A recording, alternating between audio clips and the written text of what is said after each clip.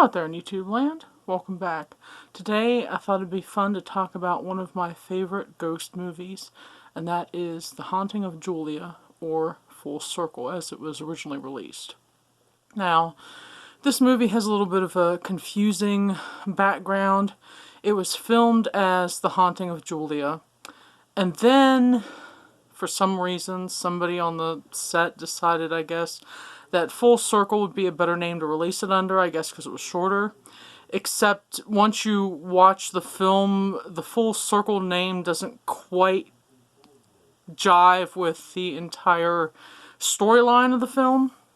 The movie is based on a book by Peter Straub called Julia, and there are some differences between the book and the film, as is pretty common. But the film, I really think, is one of the most, how do I put this? Creepy ghost stories I've seen. This isn't like, full-on jump scare type thing. This is, the story of a woman who is an American heiress. She has married a London lawyer. They have a little girl, and unfortunately this little girl dies. It's the result of a really kind of sucky accident dealing with choking on a piece of apple. Well, Julia, of course, is completely distraught over the death of her daughter. She ends up spending some time in a mental hospital, and during her recovery, she comes to the realization that her husband is very controlling and very domineering, so she's decided that she doesn't want to be in her marriage anymore, and so she decides that she's going to buy a house. And the house that she ends up buying happens to be haunted by a very, very, very creepy and evil little girl. But poor Julia, thinking that, maybe there's a reason that this ghost is there that isn't creepy and evil, happens to think that because this little girl's blonde and her own daughter was blonde, that maybe there's some sort of, sign for her to have chosen this house to live in. And so she starts researching the house and researching who on earth this little girl could be.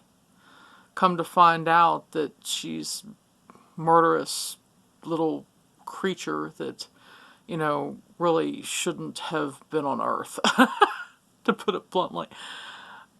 The cool thing about this film, in my opinion, is the set. And the set is actually a real London house.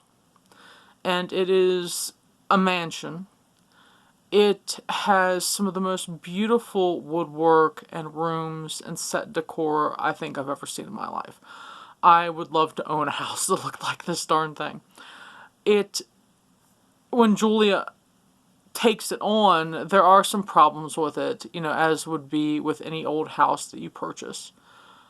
But most of the problems are, pretty much superficial, so it's not like, she bought this horrific house or anything. But being from America and me seeing the inside of this room with all these windows and this lush carpeting and all this, older-fashioned furniture just, triggers, a happy place in me because it just looks like such an amazing place. So they chose a really wonderful house to use for Julia's house. And you can certainly see why Julia would choose this house to live in. The house itself actually isn't creepy at all. It's just the ghost that haunts the house. And there are some pretty weird scenes in the movie.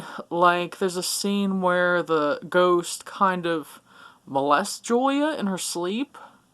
There's a scene where the ghost haunts her mother, and the mother of the little girl is still alive, but she's in an insane asylum. And the actress that plays the little girl's mother has one of the creepiest smiles and expressions I've seen in ages. I tell you, if I saw that woman, I'd just be like, eh. But it's all these little things. It's more of a quiet film. It's not, what we see today with giant jump scares and major special effects or anything like that. It's more of a tale with kind of horrific ideals centered around this poor woman who has some mental illness. And they try to play on the trope that, you know, she's going crazy or crazier, and that's why, like, all these things are happening and stuff. And, you know, so there's this idea, is she actually being haunted, or is something else going on? But I'm of the opinion the ghost exists. There's some question in forums toward the ending, and this is a spoiler here if you want to cut away.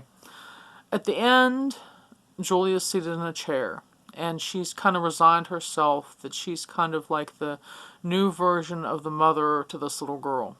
And even though she sees this ghost and she knows that she's a murderous ghost, she invites her to come closer, as if to embrace her. And the thought is that when the ghost cuts her throat, it actually isn't the ghost that does it, but it's Julia has cut her own throat to die.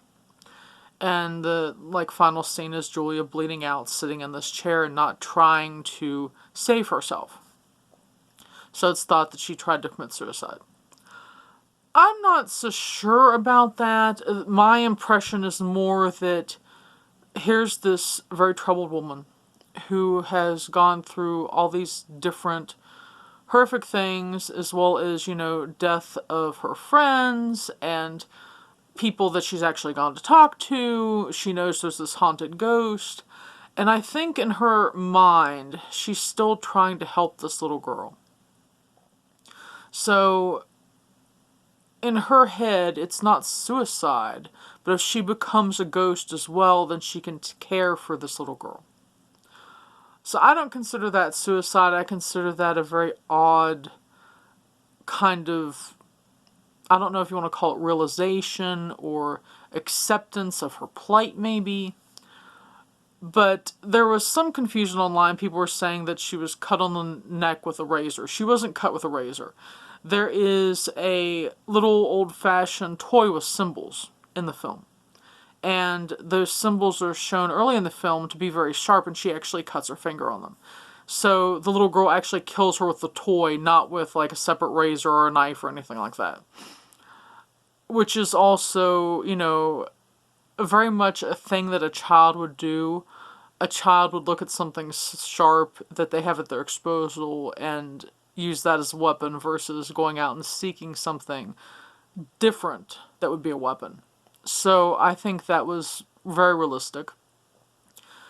The score of the film is beautiful, but also very 70s. And by that, there's definitely synthesizer and that type of thing. I think if the main theme to the film were just simply played on haunting piano, it would certainly be more timeless. As it is in the film, it's like this synthesizer type thing that I'm not quite, you know, into. But it's a pretty song.